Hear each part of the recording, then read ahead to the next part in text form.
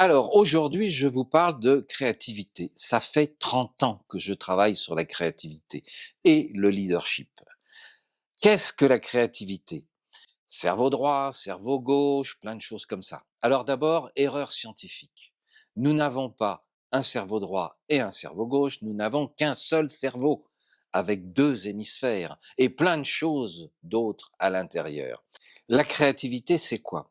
Eh bien, les scientifiques s'aperçoivent que moins nous sommes stressés, plus nous allons doucement, plus nous faisons des siestes, plus nous allons nous promener, plus nous allons nous émerveiller de la nature, de la beauté, de tableaux, de musique, de danse, etc., de théâtre, etc., et plus nous développons notre créativité. Pourquoi? Parce que la tranquillité, le rythme lent permet à des milliers de connexions dans notre cerveau de se faire, et donc des milliers de connexions qui se font entre l'hémisphère droit et l'hémisphère gauche.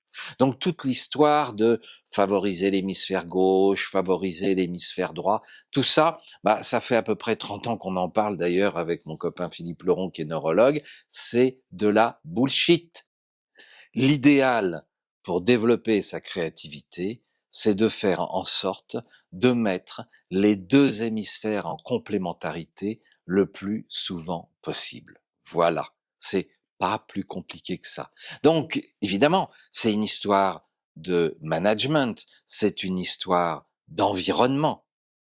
Quand les entreprises auront compris qu'un management, un vrai leadership, ça développe la créativité de ses employés et que la créativité développe une posture, une allure, des idées, une façon de faire et surtout un niveau vibratoire élevé qui permet de conquérir des parts de marché, eh bien, quand les entreprises auront compris ça, elles traverseront tous les chaos en rebondissant, en trouvant des idées et en ayant en son sein des gens heureux d'être là et de participer. Je vous laisse réfléchir là-dessus.